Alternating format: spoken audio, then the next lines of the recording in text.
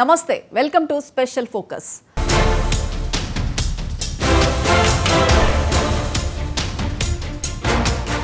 ఆంధ్రప్రదేశ్ అవతరణ దినోత్సవంపై గత 11 ఏళ్లుగా కన్ఫ్యూజన్ కొనసాగుతూనే ఉంది. ప్రభుత్వాలు కూడా పలానా డేట్ అని ఫిక్స్ చేయలేకపోయాయి. ఇంకోవైపు అధికారికంగా ఎప్పుడు అవతరణ దినోత్సవాన్ని జరపాలి అన్న దానిపై స్పష్టత లేకుండా పోయింది. ఇక దీనిపై అనేక రకాల భిన్న వాదనలు వినిపిస్తున్నాయి. అసలు ఉమ్మడి ఏపీ విభజన తర్వాత ఏం జరిగింది? ఈ 11 ఏళ్లలో ఏపీ సాధించిన పురోగతి ఏంటి? ఎవరి హయాంలో రాష్ట్రం ప్రగతి దిశగా ముందుకు వెళ్ళింది అనే అంశాలపై 99 టీవీ ప్రత్యేక కథనం.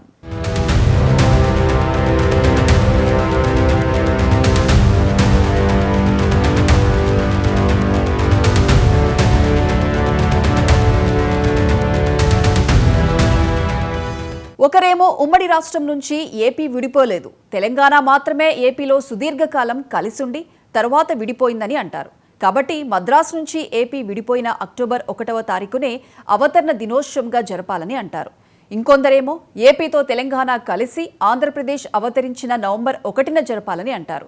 మరికొందరేమో ఉమ్మడి ఏపీ విడిపోయిన జూన్ 2న అవతరణ దినోత్సవం జరపాలని అంటారు. అసలు ఏపీ అవతరణ దినోత్సవం ఎప్పుడు జరపాలి? పార్టీకో మాట ఎందుకు వస్తోంది?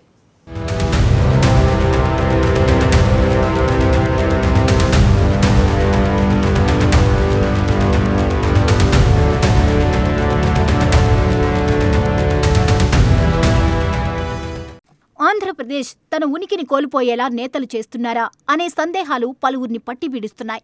60 ఏళ్ల పాటు ప్రతి ఏడాది రాష్ట్ర అవతరణ దినోత్సవాన్ని ఎంతో ఉత్సాహంగా ఆనందోత్సాహాలతో జరుపుకున్నాం. రాష్ట్ర విభజన జరిగిన తరువాత పాలకుల్లో సందిగ్ధత నెలకొంది. 2014 జూన్ 2న ఉమ్మడి ఏపీ 2 ముక్కలైంది. తెలంగాణ విడిపోవడంతో ఆంధ్రప్రదేశ్ అలాగే ఉండిపోయింది.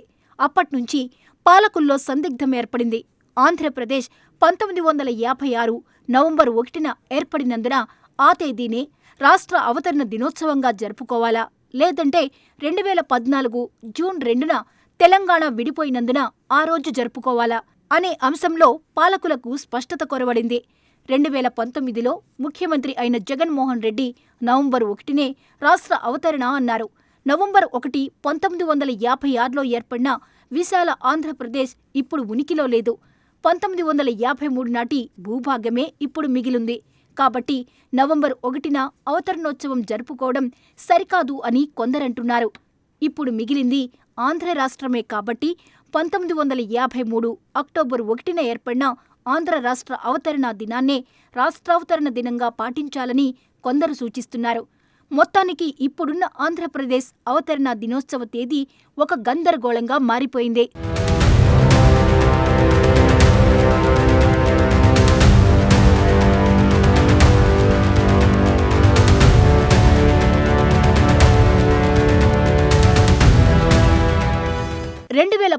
లో అధికారంలోకి వచ్చిన టీడీపీ ప్రభుత్వం జూన్ 2న నవనిర్మాణ దీక్షల పేరుతో నిరసన తెలుపుతూ అవతరణ దినోత్సవాలు నిర్వహించారు.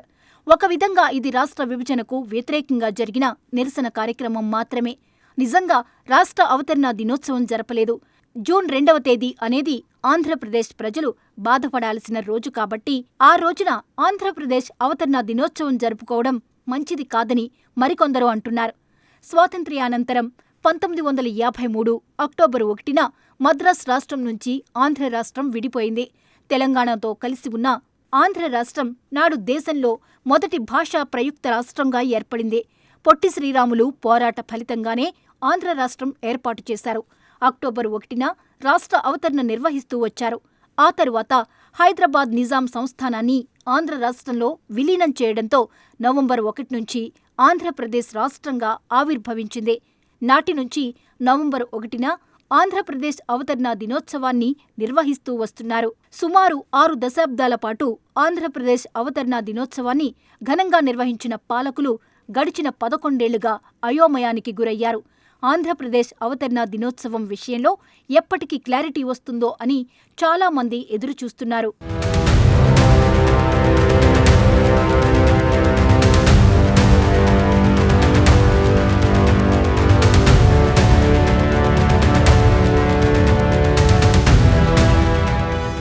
ఏపీలో రాజకీయాలు ఎలా ఉన్నాయో మిగిలిన విషయాలు కూడా అలాగే ఉన్నాయి.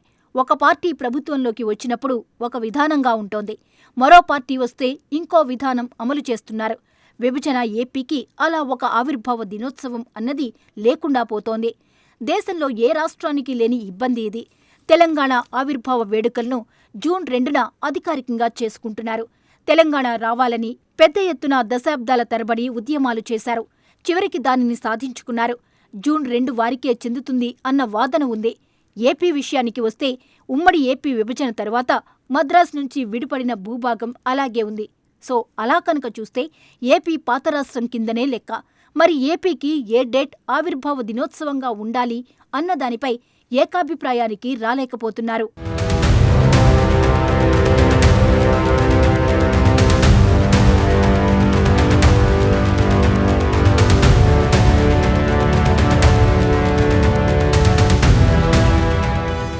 ఏపీ అవతరణ దినోత్సవం సంగతి అలా ఉంచితే ఈ 11 ఏళ్లలో రాష్ట్రంలో ఏం జరిగింది? అభివృద్ధి, సంక్షేమం విషయంలో పాలకులు సాధించిందేంటి? ఎవరి హయాంలో దేనికి ప్రాధాన్యత ఇచ్చారు? విభజన హామీలు ఏ మేరకు నెరవేరాయి? 11 ఏళ్లలో సంపద సృష్టి జరగకపోవడానికి కారణమెవరు?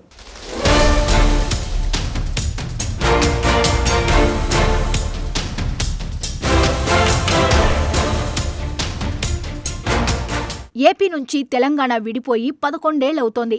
హైదరాబాద్ను కోల్పోయిన ఏపీకి ఆ స్థాయిలో ఉద్యోగ ఉపాధి అవకాశాలను కల్పించే మరో నగరం లేదు. విజయవాడ, విశాఖ నగరాలు ఇంకా డెవలప్ కావాల్సి ఉంది. అయితే ఈ 11 ఏళ్లలో ఏపీలో అభివృద్ధికి సంబంధించి పాలకులు ఏమైనా చర్యలు తీసుకున్నారా అంటే సరైన సమాధానం దొరకదు. విభజన తర్వాత సీఎం అయిన చంద్రబాబు, అలాగే 2019లో సీఎం అయిన జగన్ రాష్ట్రంలో పురోగతి దిశగా తీసుకున్న చర్యలు ఏంటి అంటే భిన్న వాదనలు వినిపిస్తాయి.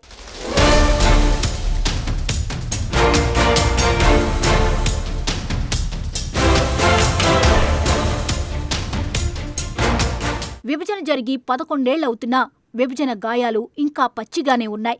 ఈ 11 ఏళ్లలో హైదరాబాద్ స్థాయిలో కాకపోయినా కనీసం ఓ మాదిరి నగరాన్ని కూడా ఏపీలో అభివృద్ధి చేసుకోలేకపోయారు. 2014లో అధికారంలోకి వచ్చిన చంద్రబాబు 5 ఏళ్లలో రాజధానిని కట్టలేకపోయారు. సంక్షేమ పథకాల విషయంలో కొన్ని అమలు చేసినా మరికొన్నిటిని అమలు చేయలేకపోయారు. అభివృద్ధిపై దృష్టి పెట్టిన చంద్రబాబు కియా లాంటి కొన్ని పరిశ్రమలనైతే తీసుకురాగలిగారు. కానీ ప్రచారం చేసుకున్నంతగా ఉద్యోగ ఉపాధి అవకాశాలను కల్పించలేకపోయారు.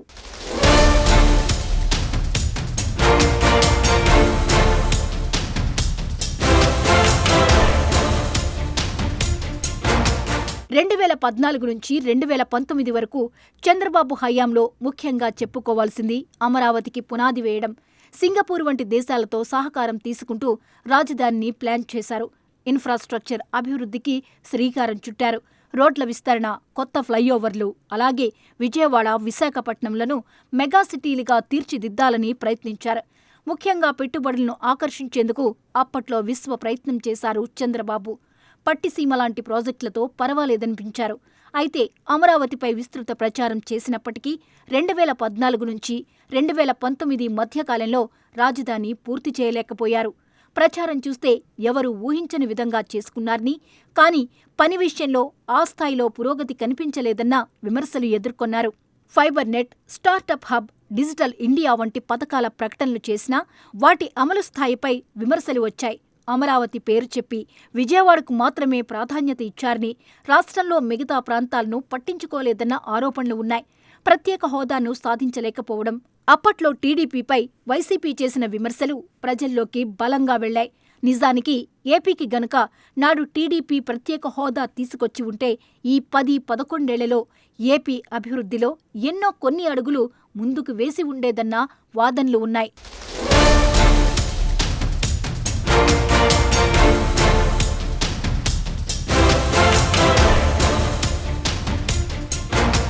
ఇక 2019లో అధికారంలోకి వచ్చిన వైసీపీ కూడా ఏపీ అభివృద్ధి విషయంలో పూర్తిగా విఫలమైందన్న వాదనలు ఉన్నాయి. అయితే అందుకు కొంత కరోనా కూడా కారణమైందని వైసీపీ శ్రేణులు చెబుతూ ఉంటాయి. నిజానికి కరోనాతో అభివృద్ధికి ఆటంకం కలిగిన మాట వాస్తవమే అయినా మిగతా సమయంలో కూడా అభివృద్ధికి సంబంధించిన విషయాలపై వైసీపీ పెద్దగా ఫోకస్ పెట్టినట్లు కనిపించలేదనేవారే ఎక్కువ. నవరత్నాలు అంటూ సంక్షేమ పథకాలకు పెద్దపీట వేసిన వైసీపీ సర్కార్ అభివృద్ధిని తొంగలో తొక్కిందని, సంపద సృష్టి లేక ఏపీ దివాళా తీయడానికి జగన్ విధానాలే కారణమన్న విమర్శలు మూటగట్టుకున్నారు. ఆరోగ్యశ్రీ, అమ్మఒడి, వైఎస్సార్ రైతు భరోసా, జగనన్న విద్యా దీవెన, పెన్షన్ పెంపు వంటి పథకాలతో సంక్షేమం విషయంలో పర్వాలేదనిపించిన జగన్ ఆ సంక్షేమ పథకాలకు కావలసిన డబ్బులను సమకూర్చడంలో మాత్రం విఫలమయ్యారు. ఏ పాలకులైనా సరే సంక్షేమ పథకాలను అమలు చేయాలంటే సంపద సృష్టి ఉండాలి. సంపద సృష్టి లేనప్పుడు ప్రజలు నడ్డి విరిచేలా పన్నులు వేసి ప్రజల నుంచి తీసుకున్న డబ్బును తిరిగి వారికే ఇవ్వడం జరుగుతుంది. లేదంటే లక్షల కోట్ల రూపాయలు అప్పులు చేయాల్సి ఉంటుంది. జగన్ హయాంలో సంపద సృష్టి లేకపోవడంతో పన్నులు బాదడంతో పాటు అప్పులు కూడా పెద్ద ఎత్తున తీసుకువచ్చారు. చివరకు చెత్త మీద పన్ను వేసి తీవ్ర విమర్శల పాలయ్యారు జగన్. మొత్తంగా చూస్తే రాష్ట్ర విభజన తరువాత ఏపీని అన్ని విధాలుగా అభివృద్ధి చేసే విషయంలో చంద్రబాబు తొలి విడత పాలనలో అడుగులు వేసినా జగన్ వచ్చాక పూర్తిగా సంక్షేమంపై దృష్టి పెట్టడం అభివృద్ధికి ఆటంకమైందన్న వాదనలు వినిపిస్తున్నాయి. అయితే తొలి విడత మాదిరిగా కాకుండా కనీసం ఇప్పుడైనా చంద్రబాబు ఈ 5 ఏళ్ల పదవీకాలంలో ఏపీని డెవలప్ చేసేందుకు ఎలాంటి చర్యలు తీసుకుంటారన్నది తేలాల్సి ఉంది.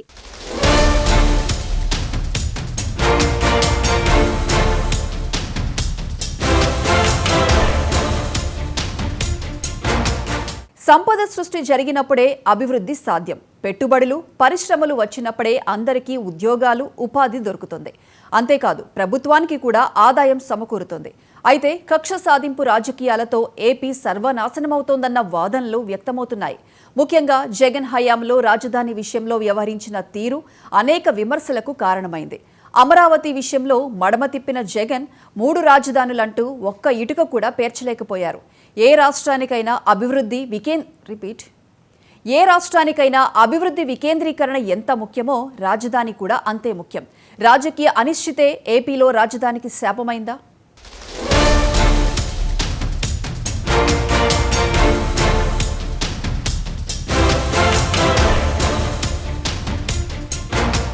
ఏపీలో కక్ష సాధింపు రాజకీయాలు ఈనాటివి కాదు. జగన్ వచ్చాక దానికి మరింత ఆత్యం పోశారన్న ఆరోపణలు ఉన్నాయి. సీమాంధ్ర మొదటి ముఖ్యమంత్రిగా చంద్రబాబు అమరావతిని రాజధానిగా ప్రకటించారు. పలు పరిశ్రమలను తీసుకురాగలిగారు. అయితే అదే సమయంలో నాడు ప్రతిపక్షంలో ఉన్న వైసీపీని రాజకీయంగా అణిచివేసేందుకు ప్రయత్నించారనే ఆరోపణలు ఉన్నాయి. తమ పార్టీ నేతలు, కార్యకర్తలను టీడీపీ ప్రభుత్వం వేధిస్తోందని అప్పట్లో వైసీపీ నేతలు పలుమార్లు ఆరోపించారు. తాము అధికారంలోకి వస్తే తప్పకుండా చర్యలు ఉంటాయని హెచ్చరించారు. అన్నట్టుగానే వైసీపీ 2019లో అధికారంలోకి వచ్చిన తరువాత విపక్షాలకు చుక్కలు చూపించింది. ఆ పార్టీకి, ప్రభుత్వానికి వ్యతిరేకంగా ఎవరు మాట్లాడినా వాళ్లపై కేసులు నమోదు చేసింది. సాక్షాత్తు టీడీపీ అధినేత, అప్పటి ప్రతిపక్ష నేత చంద్రబాబునే జైలుకు పంపించింది. లోకేష్ యువగళం పాదయాత్రకు అడుగడుగునా అనేక ఇబ్బందులు పెట్టింది. దీంతో లోకేష్ ఏకంగా రెడ్ బుక్ తెరిచి అందరి వివరాలు నమోదు చేసుకుంటున్నానని, తాము అధికారంలోకి వస్తే కఠిన చర్యలు తప్పవని బహిరంగంగానే హెచ్చరించారు. అప్పుడు అధికారంలో ఉన్న వైసీపీ ఈ హెచ్చరికలను ఏమాత్రం పట్టించుకోలేదు. చాలా లైట్ తీసుకుంది. 2024 ఎన్నికల్లో కూటమి ప్రభుత్వం వచ్చాక సీన్ రివర్స్ అయింది. వైసీపీ ఓడిపోయి టీడీపీ కూటమి అధికారంలోకి వచ్చింది. ఈసారి కూటమి ప్రభుత్వం వచ్చాక తమ నేతలు, కార్యకర్తలను వరుసగా జైలుకు పంపుతున్నారని వైసీపీ ఆరోపిస్తోంది. ఇచ్చిన హామీలను అమలు చేయకుండా కూటమి సర్కార్ కక్ష సాధింపు రాజకీయాలు చేస్తోందని అంటున్నారు. అయితే తప్పు చేసిన వారిని మాత్రమే శిక్షిస్తున్నామని కూటమి పెద్దలు చెబుతున్నారు. అయితే 2014 నుంచి 2019 మధ్య టీడీపీ హయాంలో చేపట్టిన అనేక పనులను రివర్స్ టెండరింగ్ పద్ధతిలో జగన్ ఏం చేశారో చూశాం. అంతేకాకుండా రాజధాని అమరావతి విషయంలో కూడా జగన్ ఎలా వ్యవహరించారో చూశాం. అప్పట్లో దీనిపై తెలుగుదేశం పెద్ద ఎత్తున విమర్శలు చేసిన సంగతి తెలిసిందే. జగన్ నిర్ణయంతోనే 11 ఏళ్లైనా ఏపీకి రాజధాని లేకుండా పోయిందన్న ఆరోపణలు ఉన్నాయి. అమరావతిని పూర్తి చేస్తే చంద్రబాబుకు మంచి పేరు వస్తుందన్న కారణంతోనే వైసీపీ 3 రాజధానులనిందని అప్పట్లో టీడీపీ ఆరోపించింది.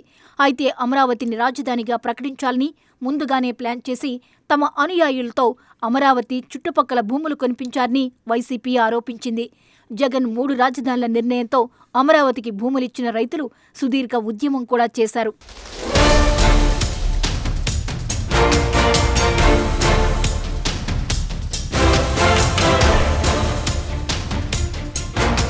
రాజధాని విషయంలో ఏం జరుగుతుందో ఎవరికీ అర్థం కావడం లేదు. ఎందుకంటే రాజకీయ అనిశ్చితి కారణంగా రాజధానికి బ్రేకులు పడ్డాయి. ఇక ఈ మిగిలిన 4 ఏళ్లలో అయినా అమరావతిని చంద్రబాబు పూర్తి చేస్తారా లేదా అన్నది తేలాల్సి ఉంది. టీడీపీ, వైసీపీ మధ్య ఎన్ని రాజకీయ విభేదాలున్నా దాన్ని రాష్ట్ర భవిష్యత్తుకు దెబ్బపడే విషయాల్లో చూపించకూడదు. అలాంటి వాటిలో పంతాలకు పోతే రాష్ట్రం సర్వనాశనమవుతుంది. రాజధాని లేని రాష్ట్రం గోస ఎలా ఉంటుందో ప్రత్యేకించి చెప్పనక్కర్లేదు. ఏపీలో రాజధాని అన్నదే లేకుండా పోవడంతో అభివృద్ధి పడకేసింది.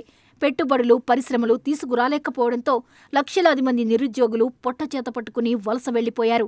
అయితే 2014, 2019 మధ్య అమరావతిని పూర్తి చేయలేకపోయినా కూటమి సర్కార్ ఈసారి 3 ఏళ్లలోనే ప్రపంచస్థాయి రాజధాని కడతామంటున్నారు.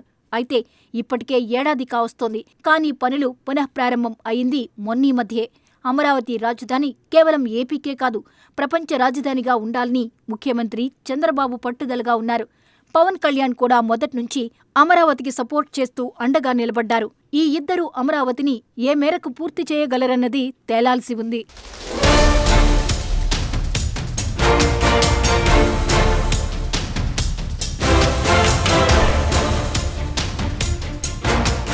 ఏపీ అభివృద్ధికి విభజన సమస్యలు కూడా అడ్డుగా మారాయి. 11 ఏళ్లలో చాలా విభజన సమస్యలు పరిష్కారానికి నోచుకోలేదు. 2 తెలుగు రాష్ట్రాలకు ముఖ్యమంత్రులుగా ఎవరు ఉన్నా దీనిపై చొరవ తీసుకోలేదు. తెలంగాణలో కేసీఆర్, ఏపీలో జగన్ ఇద్దరూ సీఎంలుగా ఉన్నంత కాలం బాబాయ్ అబ్బాయ్ అన్నట్లుగా ఉండేవాళ్లు. అప్పుడు కూడా విభజన సమస్యలకు పరిష్కారం దొరకలేదు. ఇప్పుడు చంద్రబాబు, రేవంత్ ఉన్నా ఇంకా ఆ దిశగా అడుగులు పడలేదు. అసలు విభజన సమస్యలకు మోక్షం కలిగేదెప్పుడు?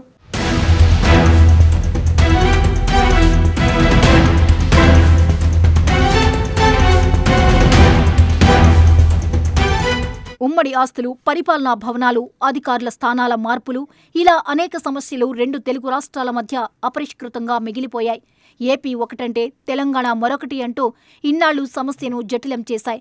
కొన్ని విషయాల్లో గత తెలంగాణ ప్రభుత్వం అసలు పట్టించుకోకపోవడంతో విభజన సమస్యలు పరిష్కారానికి నోచుకోవడం లేదు. ఏపీ పునర్వ్యవస్థీకరణ చట్టం ప్రకారం 10 ఏళ్లలోనే విభజనకు సంబంధించిన వివాదాలను పరిష్కరించాల్సి ఉంది. అయితే ఇప్పటికే ఆ గడువు పూర్తయిపోయి ఏడాదవుతోంది. కొన్ని అంశాలపై హైకోర్టులో ఏపీ ప్రభుత్వం కేసు వేసింది. కరెంట్ బిల్లులపైన రాష్ట్రాల మధ్య వివాదం నడుస్తోంది. ఆస్తుల పంపకాలపైన గందరగోళం నెలకొంది. కొన్ని సంస్థల్లో జాయింట్ అకౌంట్ల కింద ఫిక్స్డ్ డిపాజిట్లు 2,000 కోట్ల వరకు ఉన్నాయి. ఉమ్మడి ఆస్తులు, పరిపాలనా భవనాలు, అధికారుల స్థానాల మార్పులు, ఇలా అనేక సమస్యలు 2 తెలుగు రాష్ట్రాల మధ్య అపరిష్కృతంగా మిగిలిపోయాయి. ఏపీ ఒకటంటే తెలంగాణ మరొకటి అంటూ ఇన్నాళ్లు సమస్యను జటిలం చేశాయి. Telugu university, Ambedkar open university, Telugu academy, వర్సిటీల విభజన, జేఎన్యూ ఫైన్ ఆర్ట్స్ వర్సిటీల విభజన ఎక్కడ వేసిన గొంగళి అక్కడే అన్నట్లు ఉంది. వాటిని పట్టించుకోవడంలోనూ 2 రాష్ట్రాల మధ్య వివాదాలు వస్తున్నాయి. ఇక నీళ్ల పంచాయతీ గురించి ప్రత్యేకించి చెప్పక్కర్లేదు. కృష్ణా, గోదావరి నీళ్ల కేటాయింపులపై స్పష్టత రావడం లేదు. చట్టంలో లేకపోయినా 2 రాష్ట్రాలకు ఉమ్మడిగా ఉన్న కొన్ని సంస్థల మధ్య ఆస్తులు, అప్పులు, పంపిణీ, కేంద్ర ప్రభుత్వ సంక్షేమ పథకాలకు ఉమ్మడి రాష్ట్రంగా ఉన్నప్పుడు విడుదలైన నిధులను 2 రాష్ట్రాల మధ్య పంపిణీ చేయడం, ఖర్చు లెక్క తేల్చడం, తెలంగాణ, ఏపీ రాష్ట్రాల మధ్య ఉన్న విద్యుత్ బకాయిలు, చెల్లింపులు, వడ్డీ తదితరాలపై లెక్క సెట్ కావడం లేదు.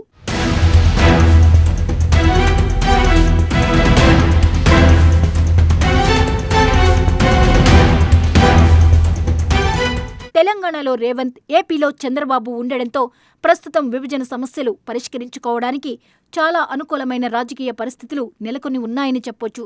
రేవంత్ రెడ్డి గతంలో టీడీపీలో ఉన్నందున ఇరువురి మధ్య సత్సంబంధాలు ఉన్నాయి. ఇప్పుడు కేంద్రంలో చంద్రబాబు కీలకంగా మారినందున విభజన సమస్యలను పరిష్కరించేందుకు కేంద్రం కూడా సహకరించవచ్చు. అయితే ఇరువురు ముఖ్యమంత్రులు విభజన సమస్యలు పరిష్కరించేందుకు అడుగులు వేస్తే అక్కడ కేసీఆర్, ఇక్కడ జగన్ రాజకీయాలు మొదలు పెట్టేయడం కూడా ఖాయమే అంటున్నారు విశ్లేషకులు. అటు రేవంత్ రెడ్డిని, ఇటు చంద్రబాబుని దెబ్బతీసేందుకు సరైన అవకాశం కోసం కేసీఆర్, జగన్ ఎదురుచూస్తున్నారు. తాము మొదట్నుంచి వాదిస్తున్నట్లే చంద్రబాబు రేవంత్ రెడ్డి ద్వారా తెలంగాణపై మళ్లీ పెత్తనం సాగించేందుకు వచ్చారని, రేవంత్ రెడ్డి తెలంగాణ ప్రయోజనాలు కాపాడకుండా చంద్రబాబుకి రాష్ట్రాన్ని దోచిపెట్టేస్తున్నారంటూ కేసీఆర్ రాజకీయాలు మొదలుపెట్టడం ఖాయమని, అదేవిధంగా చంద్రబాబు ఆంధ్ర ప్రయోజనాలను కాపాడకుండా రేవంత్ రెడ్డితో లాలూచీ అవుతున్నారని ఆరోపిస్తూ జగన్ కూడా రాజకీయాలు మొదలుపెట్టడం ఖాయమని రాజకీయ పరిశీలకులు చెబుతున్నారు. ఈ వంకతో మళ్లీ బీఆర్ఎస్, వైసీపీలు బలపడేందుకు గట్టిగా ప్రయత్నించక మానవని అంటున్నారు. అదే జరిగితే చంద్రబాబు రేవంత్ రెడ్డికి మళ్లీ కొత్త తలనొప్పులు మొదలయ్యే అవకాశం ఉంది. విపక్షాల కారణంగానే ఇరువురు ముఖ్యమంత్రులు విభజన సమస్యలను పరిష్కరించుకునేందుకు పూనుకోవడం లేదని అంటున్నారు.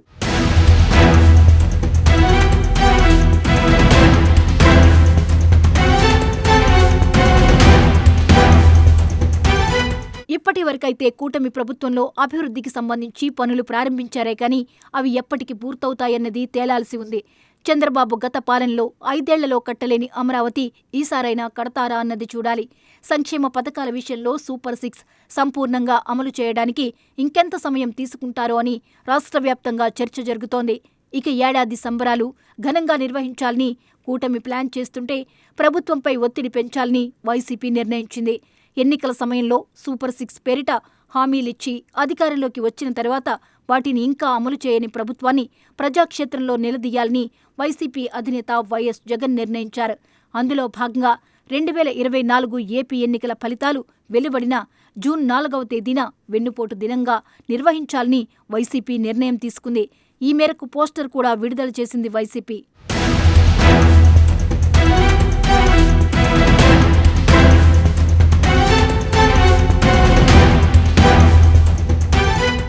ఏది ఏమైనా ఏడాది గడుస్తున్నా సూపర్ 6 ఇంకా అమలు చేయకపోవడం మాత్రం కొన్ని వర్గాల్లో అసంతృప్తిని పెంచిందని చెప్పొచ్చు.